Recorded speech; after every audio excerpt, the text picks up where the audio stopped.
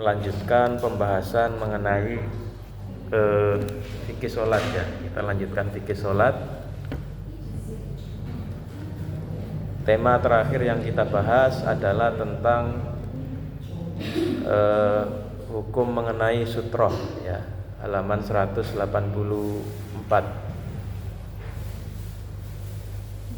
Ini kayaknya bukan yang keliru, yang hijau kayaknya, yang hijau ya. Bukan yang biru. Kalau biru tentang wudhu kalau nggak salah. Ya diambil yang hijau tentang buku sholat. Jadi di pertemuan terakhir yang kita bahas adalah tentang sutroh ya, hukum sutroh atau pembatas bagi orang yang sholat. Nah hari ini kita akan melanjutkan di halaman berikutnya 185, yaitu tentang makruhat as-shalah, hal-hal yang makruh dilakukan bagi orang yang sholat. Jadi sebagaimana sholat itu memiliki atau ada beberapa hal yang disunahkan, ada juga hal-hal yang dimakruhkan bagi orang yang sholat ya. Di orang yang sholat itu ketika sholat, selain sunnah-sunnah sholat, itu ada beberapa hal yang seharusnya dihindari ya, agar sholat yang kita lakukan menjadi sempurna. Nah, hal-hal yang dihindari atau hal-hal yang dianjurkan untuk dihindari ketika sholat itu disebut dengan makruhat ya, makruh sholat.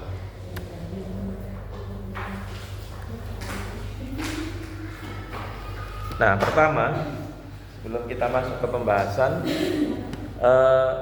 ada yang perlu kita pahami ya terkait dengan istilah makruh. Kalau selama ini kita memahami makruh itu apa definisinya?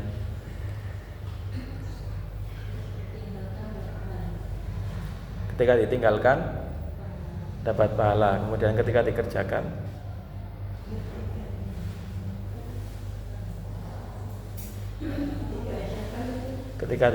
tidak apa-apa atau tidak berdosa ya. Nah itu sesuatu atau definisi makruh ya. Jadi memang makruh itu definisinya seperti itu ya. Jadi makruh itu merupakan salah satu jenis hukum taklifi ya, salah satu jenis hukum yang berhubungan dengan seorang mukallaf. Definisinya secara umum para ulama menyebutkan bahwa makruh itu ma yusabu tarikuhu, sesuatu yang ketika ditinggalkan itu akan mendapatkan pahala, wala yu'aqabu ala fa'ilihi ya. Dan kalau dikerjakan itu dia tidak berdosa. Jadi bahasanya itu bukan tidak apa-apa tapi tidak berdosa gitu ya. Jadi makruh itu intinya sesuatu yang seharusnya kita hindari. Seandainya ini dikerjakan ya, itu tidak menyebabkan kita berdosa, tetapi itu sesuatu yang kurang baik kita lakukan ya. Jadi makruh itu adalah kebalikan dari sunnah ya. Sunnah itu ketika dikerjakan mendapatkan pahala, tapi ketika ditinggalkan maka tidak berdosa ya. Jadi definisinya seperti itu. Nah, istilah makruh ini dalam istilah para ulama 4 mazhab itu ada yang membedakan ya. Ada perbedaan. Kalau dalam mazhab Hanafi itu mereka punya istilah makruh itu dibagi menjadi 2. Yang pertama karoha tahrimiyah. Karoha tahrimiyah itu artinya sesuatu yang ketika dikerjakan berdosa ya, dan ketika ditinggalkan mendapatkan pahala. Jadi karoha tahrimiyah ini hampir sama hukumnya dengan haram menurut mazhab Hanafi. Jadi makruh itu dibagi 2 istilahnya. Ada karoha tahrimiyah, makruh yang ketika dikerjakan mendapatkan dosa. Tapi ada karoha tanzihiyah. Karoha tanzihiyah ini adalah yaitu tadi seperti definisi makruh yang kita bahas baru saja. Ketika dikerjakan dia tidak mendapatkan apa-apa atau tidak berdosa, tetapi lebih baik dikerjakan. Jadi lebih baik ditinggalkan ya. Jadi ketika ditinggalkan dapatkan pahala. Nah, sedangkan menurut mayoritas ulama makruh itu cuma satu jenis ya. Makruh itu cuma satu jenis. Makruh itu hanya karohatah zihiyah. Karoatan zihiyah itu artinya yaitu tadi ketika dikerjakan tidak berdosa, tetapi ketika ditinggalkan mendapatkan pahala. Nah, kemudian yang perlu kita pahami juga bahwa karena makruh itu kebalikan dari sunnah, maka meninggalkan sesuatu yang makruh itu merupakan suatu bentuk kesunahan, ya. Jadi kalau ada sesuatu yang hukumnya makruh, itu lebih baik ditinggalkan. Jadi bahasa gampangnya seperti itu. Contohnya misalnya hukum merokok, ya. Nah, merokok itu kan ada perbedaan pendapat. Ada yang berpendapat hukumnya itu haram secara mutlak, ada yang berpendapat sesuai dengan kondisi, ya. Kalau kondisi normal itu hukumnya makruh. Tapi kondisi tertentu, misalnya fatwa MUI itu bagi perempuan hamil, kemudian bagi anak-anak, lalu merokok di tempat umum, nah itu kalau fatwa MUI diharamkan hukumnya. Sedangkan kalau selain itu kondisinya makruh, ya. Di makruh itu kan lebih baik ditinggalkan, ya. Baik, kita lanjutkan. Jadi di kitab ini, di kitab Al-Wajiz fil Fiqhil Islami, ada banyak hal, ya, yang beliau sebutkan. Ada kurang lebih 20 poin yang termasuk kategori makruhatus sholat, hal-hal yang makruh dilakukan ketika sholat. Nah, yang pertama, meninggalkan wajib sholat secara sengaja. Kemudian yang kedua, meninggalkan sunnah sholat secara sengaja. Kemudian ketiga, terlalu memanjangkan bacaan. Kemudian keempat, memberikan isyarat ketika sholat. Lalu kelima, menoleh ketika sholat kecuali ada hajat. Lalu keenam, tasbik. Tasbik itu artinya dia memasukkan jari-jari, ya, tangan ke jari-jari yang lain dan bersandar ke tangan ketika duduk. Nah, ini nanti juga kita bahas semuanya. Kemudian ketujuh, bermain dengan tangan tanpa hajat. Kedelapan, hal-hal yang makruh berkaitan dengan pandangan. Kesembilan, mengeluarkan riya. Nah, ini riya, saya nggak tahu bahasa Indonesianya apa, ya. Tahu riya, ya? Ya, daha, ya, daha atau meludah. Kemudian ke-10, menggulung rambut dan menekuk lengan baju sampai siku. Ke-11, duduk iqa. Duduk iqa itu duduk dengan cara menekuk kedua kaki, ya, kemudian diduduki di atas pantat. Nah, itu iqa namanya. Lalu kurang konsentrasi. Kemudian ke-13, as-sadl dan istimal as-somma. Nah, nanti kita bahas ini apa maksudnya. Lalu ke-14, selalu menempati tempat tertentu, ya, bagi selain imam. Jadi istilahnya booking, gitu, ya. Ketika orang ke masjid pasti duduk di situ. Nah, itu suatu yang makruh. Kalau tidak di situ dia tidak mau, gitu, ya. Nah, kemudian ke-15, sholat dengan baju bergambar manusia atau binatang. Nah, ke-16, memikirkan urusan duniawi, ya, di dalam sholat. Ke-17, sholat dengan pakaian rumah. Maksudnya pakaian rumah itu, ya, pakaian yang kurang pas ketika dipakai sholat. Misalnya orang sholat memakai kaos oblong atau mungkin malah pakai singlet, gitu, ya. Ya, pokoknya pakaian-pakaian yang biasa dipakai di rumah untuk pakaian santai. Nah, 18, sholat memakai baju merah. Nah, ini juga beliau menyebutkan karena memang ada dalilnya, nanti kita bahas. Jilbab merah. Ya, pokoknya yang berwarna merah. Merah itu, ya, merah. Ya, merah darah itu, ya. Nah, 19, membaca zikir yang bukan pada tempatnya. Dan terakhir, memakai jenis baju tertentu. Nah, ini beberapa hal yang makruh dilakukan ketika sholat. Baik, kita akan bahas satu persatu. Nah, yang pertama, meninggalkan wajib sholat. Ya, beliau menyebutkan sini, tarku wajibin minal wajibati amdan fi ra'yil hanafiyah.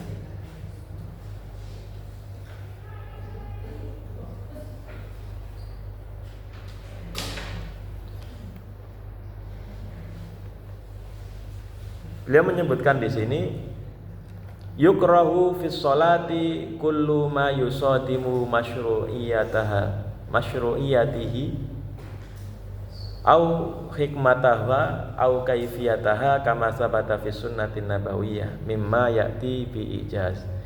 Jadi hal-hal yang makruh dilakukan ketika sholat itu adalah setiap perbuatan yang yusodimu masyru'iyataha.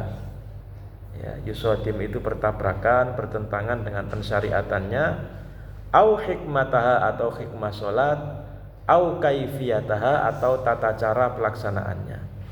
Kama sabata fi sunnah an-nabawiyah. Nah, ini dalil-dalil yang digunakan itu berasal dari sunnah nabawiyah, dari hadis-hadis yang berasal dari Rasulullah Shallallahu Alaihi Wasallam. Nah, itu jadi ini kriteria hal-hal yang makruh dilakukan ketika sholat.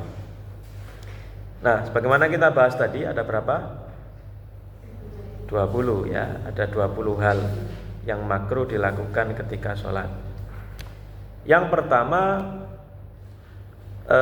adalah tarku wajibin minal wajibati amdan, meninggalkan beberapa kewajiban atau beberapa wajib sholat secara sengaja. Fi ra'yil Hanafiyah, menurut pandangan ulama mazhab Hanafi. Nah, ini sebelum membahas ya kita harus memahami dulu, sebagaimana kita bahas dulu di pembahasan terkait rukun sholat. Jadi dalam mazhab Hanafi itu ada istilah wajibat, wajib sholat. Ya, ini hanya sekedar pengetahuan tambahan ya. Kalau mayoritas ulama itu tidak memakai istilah ini. Jadi kalau mayoritas ulama yang istilah yang dipakai ya tidak ada istilah wajib sholat. Yang dipakai itu hanya arkan, ya, rukun-rukun sholat. Nah, termasuk salah satu hal yang makruh dilakukan ketika sholat. Nah, ini dalam pandangan mazhab Hanafi ya. Meskipun kalau ini menurut pandangan mayoritas ulama malah bukan termasuk hal yang makruh ya, tapi termasuk hal yang diharamkan. Beliau menyebutkan di sini adalah meninggalkan wajib sholat. Nah, kita langsung ke contohnya biar lebih jelas.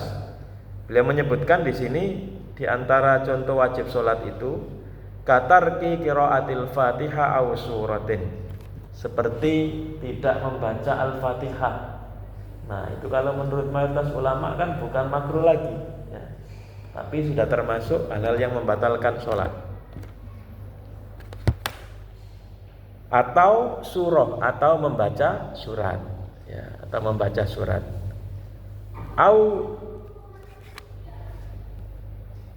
jaharo fi sholatin sirriyah au bil aqs, atau jaharo itu artinya menjaharkan, mengeraskan bacaan fi sholatin sirriyah, pada sholat-sholat sirriyah, pada sholat-sholat yang dibaca secara secara samar, seperti sholat duhur, sholat asar, kemudian kalau maghrib itu di rakaat ketiga, lalu rakaat ketiga dan keempat di sholat isya. Nah, kalau dia menjaharkan bacaan di sholat-sholat sir, atau sebaliknya mensirkan bacaan di sholat-sholat jahar, ini menurut pandangan mazhab Hanafi hukumnya makruh. Nah, tetapi yang perlu kita pahami, makruh di sini menurut pandangan mazhab Hanafi wal karohatu hina idzin tahrimiyah. Makruh di sini adalah makruh yang sifatnya karoha tahrimiyah. Jadi makruh yang hukumnya sama dengan haram. Nah, artinya apa? Artinya menurut mazhab Hanafi, meskipun dalam mazhab Hanafi itu membaca Al-Fatihah tidak termasuk rukun sholat, tetapi kalau ditinggalkan berdosa. Ya, jadi tetap aslinya ya tetap harus dilakukan menurut pandangan mazhab Hanafi. Hanya saja tidak sampai membatalkan sholat, tetapi dia berdosa karena meninggalkan wajib sholat. Nah, kan ada orang sholat kan tujuannya untuk mencari pahala ya, tapi dia malah berdosa karena meninggalkan salah satu hal yang diwajibkan menurut mazhab Hanafi, dan kalau mayoritas ulama termasuk salah satu rukun sholat ya. Bisa dipahami ya. Jadi kalau meninggalkan hal-hal ini maka hukumnya makruh, tapi makruhnya itu karoha tahrimiyah ya. Nah, ini maksudnya adalah ketika dilakukan maka orang tersebut berdosa, tetapi sholatnya tetap sah dan tidak batal. Baik, kemudian kedua, nah ini yang juga penting, tarku sunnatin minas sunani amdan, meninggalkan salah satu sunnah amdan secara sengaja. Jadi ada orang sholat, contohnya ini yang sering dipraktekkan mungkin ya, ketika sholat taraweh. Sholat taraweh itu kan panjang bacaannya atau rokaatnya banyak. Nah ada orang supaya sholat tarawehnya ini tidak terlalu lama gitu ya, akhirnya ada beberapa hal yang ditinggalkan. Contohnya salah satu sunnah sholat, mau sholat fardu atau sholat sunnah itu kan baca iftitah ya. Nah karena tarawehnya panjang, akhirnya dia tidak baca iftitah. Nah itu sholatnya tidak batal dan juga tidak berdosa, tapi makruh ya. Makruh artinya dia melakukan sesuatu yang kurang bagus ya, jadi meninggalkan sunnah itu hukumnya makruh. Contohnya seperti menyebutkan di sini, katarki doa istana awit tawajjuh, seperti meninggalkan doa sana, itu artinya doa iftitah ya, atau disebut dengan tawajjuh. Au at-tasbih, tidak membaca tasbih fir ruku awis sujud, ketika ruku atau sujud.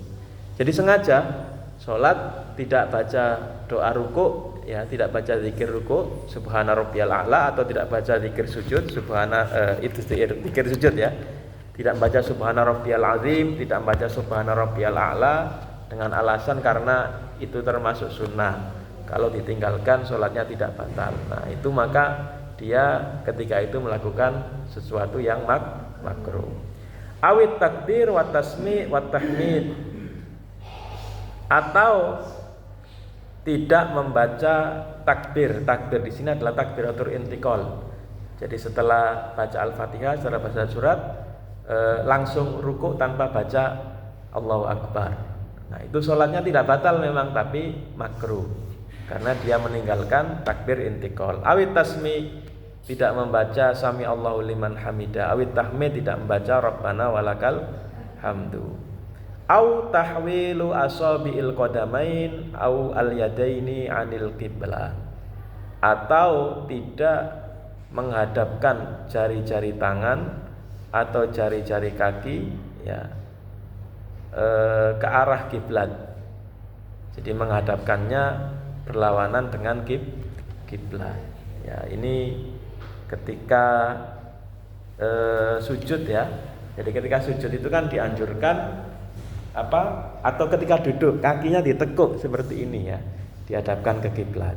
Ya, kecuali kalau faktor sakit karena sakit biasanya ya, asam urat atau jantung atau apa, nah itu beda lagi gitu. Tapi kalau kondisi normal ketika duduk ya, nah ketika duduk itu ditekuk seperti ini, kecuali kaki kiri kan memang tidak dihadapkan. Atau ketika sujud itu tidak ditidurkan seperti ini, tapi ditekuk. Nah itu termasuk salah satu sunnah sholat. Nah itu ketika kita tidak melakukan, nah kita berarti melakukan sesuatu yang makruh. Nah kemudian di sini beliau menyebutkan ada beberapa hal yang makruh menurut beberapa mazhab, tapi tidak menurut mazhab yang lain, malah termasuk salah satu hal yang disunnahkan ya.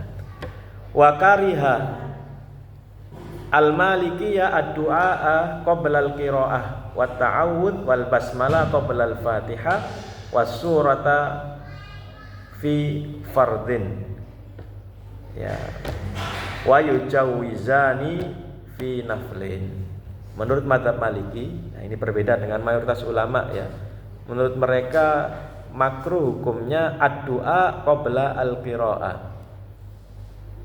membaca doa iftitah malah. Jadi menurut mazhab Maliki tidak perlu baca doa iftitah qabla al-qira'ah, sebelum membaca Al-Fatihah. Wa ta'awud wal basmalah qabla al-Fatihah, membaca ta'awud dan basmalah. Jadi kalau dalam mazhab Maliki itu mereka ketika sholat langsung Allahu Akbar, langsung alhamdulillahirabbil alamin, tidak pakai baca basmalah, tidak pakai baca ta'awud, mau sir maupun jahar. Nah, langsung menurut mereka hukumnya bahkan makruh ya. Qabla al-Fatihah was surah fi fardin, jadi sebelum baca Al-Fatihah dan sebelum baca surat yang lain dalam sholat fardu. Wa yujawizani fi naflin, tapi mereka membolehkan dalam sholat sunnah. Nah ini tentu karena kita tidak memakai mazhab ini ya, jadi hukumnya tetap disunnahkan. Baik, kita lanjutkan. Yang ketiga, tatwilu al-qiraah, terlalu memanjangkan bacaan. Tatwilul qiraati fi raq'ati tsaniyah 'alal ula wa tikraru suratin wahidatin fi raq'ah au fi raq'atain. Nah, ini yang pertama, yang makruh, memanjangkan bacaan di rakaat kedua dari rakaat pertama. Jadi bacaan surat di rakaat kedua, bacaan ayat di rakaat kedua lebih panjang daripada rakaat pertama. Itu hukumnya makruh. Jadi misalnya di rakaat pertama hanya membaca 5 ayat, tetapi di rakaat kedua kemudian membaca 10 ayat atau 15 ayat. Nah, itu hukumnya makruh ya. Jadi yang disunahkan itu bacaan pada rakaat pertama lebih panjang daripada bacaan di rakaat kedua. Nah, kecuali kalau misalnya suratnya memang berurutan ya. Contohnya apa ya? Surat An-Naba dengan surat An-Nazi'at itu lebih panjang surat apa? Lebih panjang surat An-Nazi'at ya. Nah, kecuali kalau seperti itu ya beda lagi hukumnya ya. Tapi kalau bacaannya hanya beberapa ayat, nah itu dianjurkan bacaan pertama lebih panjang daripada bacaan kedua. Kalau dibalik itu hukumnya makruh. Wa tikraru suratin wahidatin fi raq'atin. Kemudian membaca satu surat diulangi dalam satu rakaat. Nah, misalnya dalam satu rakaat karena saking senengnya dengan surat Al-Ikhlas misalnya, diulang-ulang, tidak cukup dibaca sekali, jadi dibaca 5 kali misalnya dalam satu surat. Itu tidak apa-apa hukumnya, tapi makruh ya. Au fi raq'atain, atau dalam dua rakaat ya, jadi 2 rakaat baca kulhu terus misalnya. Nah, itu boleh hukumnya, tidak sampai membatalkan sholat, tapi makruh. Wal qira'atu bi aksi tartibil Qur'an. Begitu juga membaca surat tetapi urutannya tidak sesuai dengan urutan Al-Qur'an. Misalnya di rakaat pertama membaca surat Al-A'la, kemudian di rakaat kedua membaca surat Abasa. Nah, itu makruh ya. Wal qira'ah fi ruku'in au sujud, dan membaca Al-Qur'an ketika ruku' atau ketika sujud. Nah, itu makruh. Jadi ketika ruku' dan sujud itu bacaan yang dianjurkan ya bacaan ruku' dan sujud ya, membaca tasbih itu tadi. Baik, kemudian kita lanjutkan yang keempat, al-isyarah fi shalah ya, memberikan isyarat ketika sholat dengan tangan atau kepala. Apa maksudnya? Liraddis salam au hajatin tari'ah.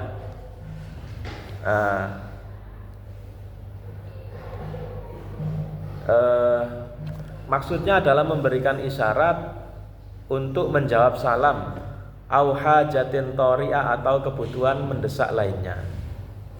Li hadisi Bilalin, ini berdasarkan hadis Bilal. Qultu li Bilalin kaifa kana Rasulullah sallallahu alaihi wasallam yaruddu alaihim hina kanu yusallimuna alaihi wa huwa fi shalah, qala yushiru biyadihi.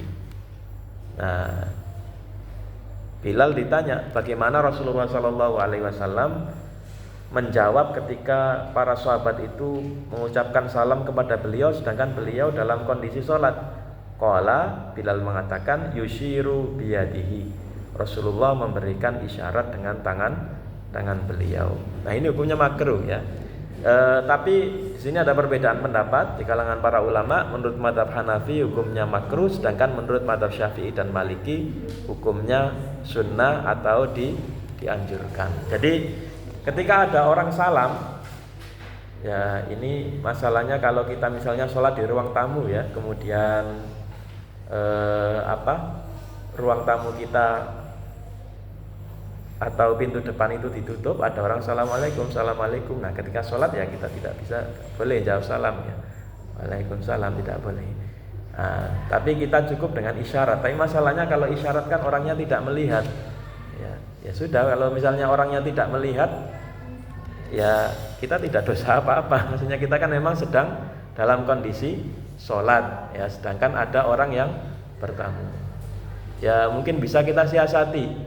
Misalnya ketika takbir intikal kita keraskan bacaan, nah, supaya tahu kalau orang yang sholat, kalau orang yang sedang bertamu itu kita sedang sholat. Jadi misalnya kita sedang rukuk, ada orang ketuk pintu, assalamualaikum, assalamualaikum, kita baca.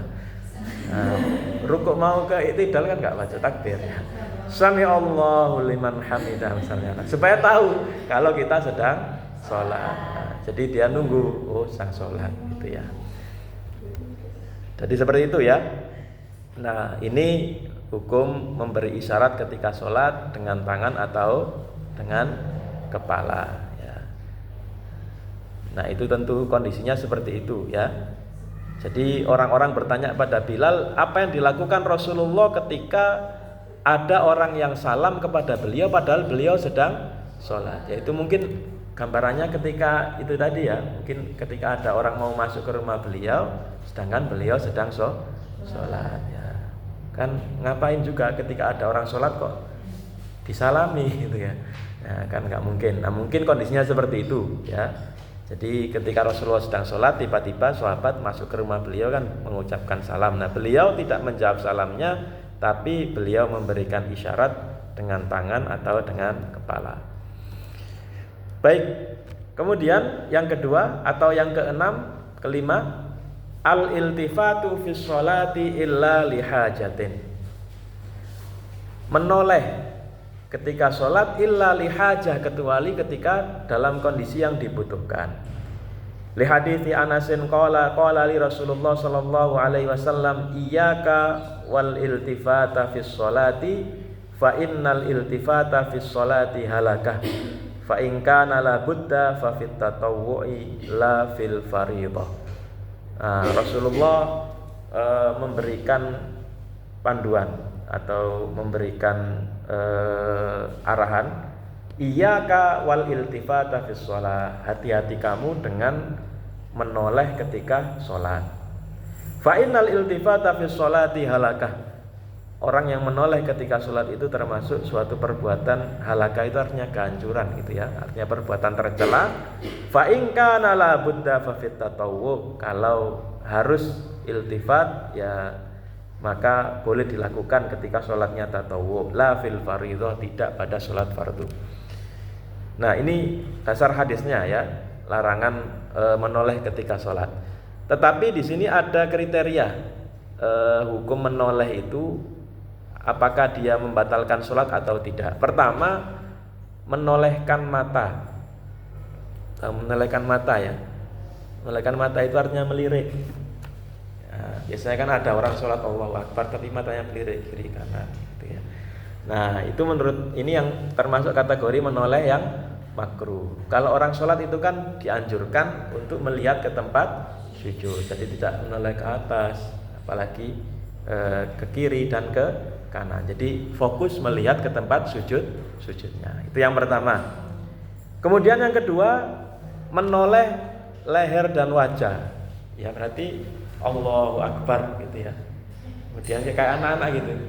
Nah, kayak orang salam ya, menoleh ke kiri, lihat temannya gitu ya. Malah ngobrol lah itu kalau anak-anak. Tapi kalau orang dewasa ya nggak tahu, bisa jadi karena mungkin kaget atau apa, noleh ke kanan, noleh ke kiri. Itu wajah dan leher. Jadi lehernya sampai miring ke sini. Nah, bagaimana hukumnya? Apakah sholatnya batal ketika ada orang yang menoleh dengan posisi seperti itu? Nah, para ulama menjelaskan tidak sampai batal, tapi hukumnya makruh. Nah, menoleh yang ketiga adalah menoleh badan. Ya, jadi menoleh badan itu berarti orang sholat, kemudian ada lihat orang apa gitu. Nah, itu makruh. Bukan makruh lagi, sudah batal sholatnya. Kenapa? Karena dia sudah melanggar salah satu rukun sholat, yaitu menghadap kiblat, atau melanggar salah satu syarat sholat ya, karena syarat sholat itu kan menghadap kiblat. Kalau cuma kepala dan lehernya saja, itu badannya kan masih ada sana ya.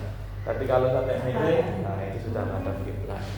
Kan ada itu di internet, ada orang biasanya nggak tahu itu mungkin niatnya guyon tapi nggak bagus gitu ya. Jadi bikin video sholat gitu ya, ditepuk tangannya, dia salto ke belakang. Nah, jadi ada orang sholat jamaah ya, 2 orang, ini imam, ini makmum, kemudian ada orang datang lagi, nepuk tangan makmumnya, nah, dia kemudian salto ke belakang. Nah itu kan berarti dia posisi salto itu badannya itu ada yang menghadap ke belakang, jadi otomatis sholatnya batal itu tadi ya. Nah contohnya seperti itu. Meskipun di dunia nyata kayaknya nggak ada orang yang kayak gitu ya, kecuali kalau orang yang main-main. Nah jadi ini terkait menoleh. Jadi yang makruh itu ketika yang menoleh adalah mata, leher dan wajah. Tetapi kalau sudah badannya yang sampai miring ya, tidak menghadap kiblat, maka hukumnya batal sholatnya. Baik, kemudian berikutnya yang keenam, tashbikul asabi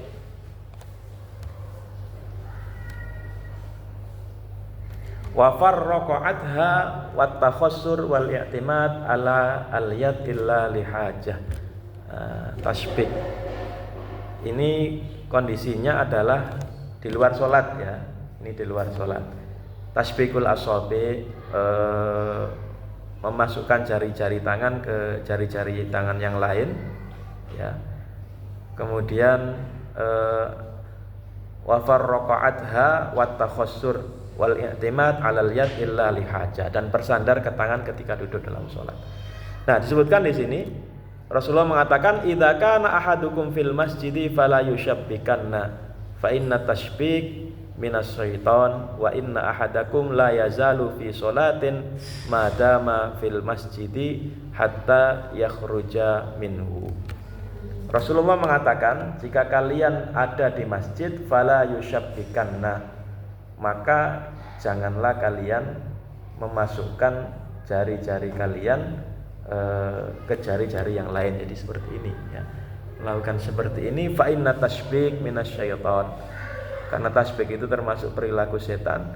Wa inna ahadakum la yazalu fi sholatin madama fil masjidi hatta yakhruja minhu, karena salah seorang di antara kalian itu dihukumi masih berada dalam kondisi sholat selama kalian masih berada di masjid sampai kalian keluar darinya. Rasulullah juga mengatakan la tuqaqqa asabi'aka fis shalah, ya, sama hukumnya tadi. Itu tuqaqqa itu ya tasbih itu tadi.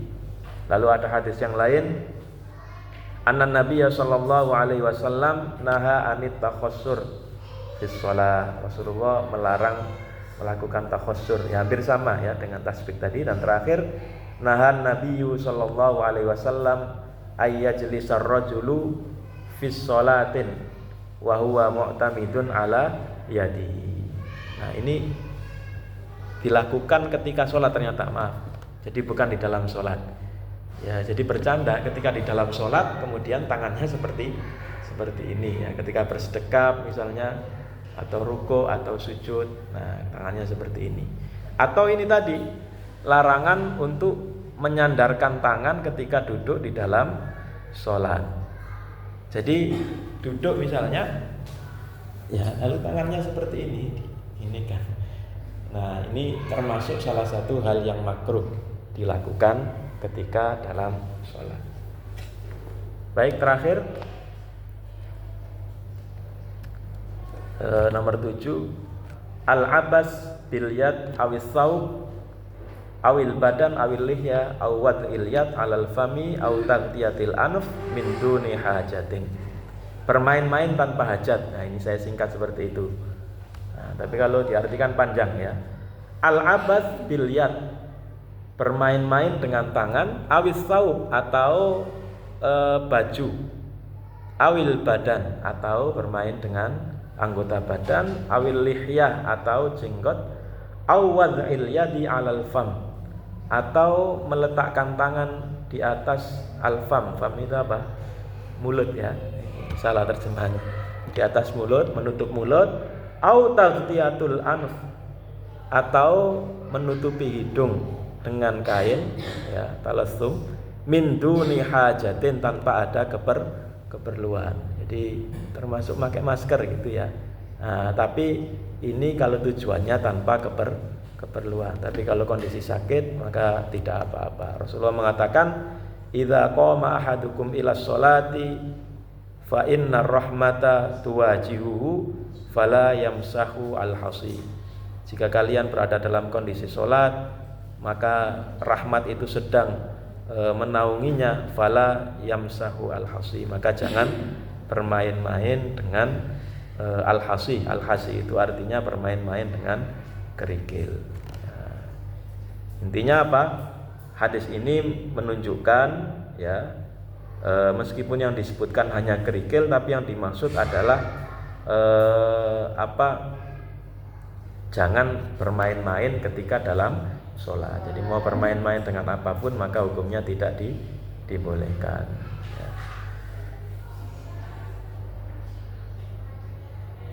Baik, jadi mungkin cukup itu dulu pembahasan kita di siang hari ini. Ada beberapa hal ya yang dimakruhkan ketika sholat, yang kalau kita lakukan maka menyebabkan sholat kita tidak sempurna. Maka sebisa mungkin kita harus meninggalkan hal-hal yang dimakruhkan tadi ketika sholat ya. Ada 7 hal yang kita bahas. Yang pertama apa tadi? Meninggalkan wajib sholat. Nah, ini menurut mazhab Hanafi. Tapi makruhnya di sini makruh tahrimiyah ya, makruh tapi hukumnya sama dengan haram. Kemudian yang kedua, meninggalkan sunnah-sunnah sholat. Lalu ketiga, ya memanjangkan bacaan. Maksudnya adalah bacaan di rakaat kedua lebih panjang dari bacaan di rakaat pertama. Lalu yang ketiga, keempat, memberikan isyarat ketika sholat. Ini menurut mazhab Hanafi ya, tapi menurut mayoritas ulama justru dibolehkan ya. Lalu kelima, menoleh ya, kecuali karena ada hajat. Dan terakhir adalah memasukkan jari-jari dan juga menyandarkan ya, duduk dengan bersandar kepada tangan. Baik, cukup itu yang bisa saya sampaikan di kesempatan kali ini. Masih ada waktu beberapa menit sebelum saya akhiri. Kalau ada yang tanyakan silakan.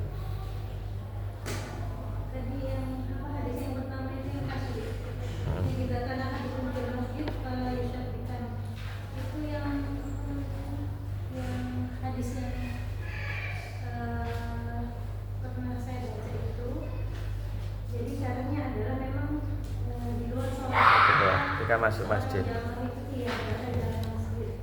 Jadi kenapa kok larangan tasbih itu kan bikin saya. Nah, tasbih itu begini. Kalau kita jadi orang yang sudah manis atau akil, kita kan mikir ngapain sih gini dong, nggak boleh. Ternyata begini itu adalah seperti caranya mandu. Kalau para ulama itu dalam syariat biasanya adalah gini doang sedang apa-apain. Ini salah satu bisa dikiaskan dengan kegiatan yang lain, misalnya mempegang buku, dari ini gitu kan. Nah, salah satunya adalah yang dalam hadis ini yang dimakruhkan adalah tasbih ini. Nah, karena selayaknya orang yang ingin sholat ya, menunggu sholat itu dimulai, ya itu disunahkan apa, berzikir, pakai jari atau pakai musabihah, pakai yang di tasbih itu, atau membaca Al-Quran gitu. Sehingga makanya tasbih itu yang nganggur seperti ini itu adalah perkara yang makruh. Hanya ini juga sesuatu yang harus kita ingatkan kepada anak kita. Tidak hanya tasbih gitu kan, yang lain-lain gitu. Mungkin mainan jari doang, jadi mau pegang buku, jadi ini gitu. Ini masuk ke perkara itu. Iya, termasuk bermain. Iya. Jadi memang di luar sholat. Ya, terima kasih tambahannya. Ya, jadi mungkin seperti itu ya yang lebih tepat. Jadi makruhnya itu makruh yang terletak di luar sholat, bukan di dalam sholat. Apalagi ketika dilakukan di dalam sholat, ya itu ya sesuatu yang malah bisa merusak sholat kita. Baik, ada lagi? Cukup? Ya, sebelum kita tutup mungkin dokumentasi dulu. Tidak tahu apa ini.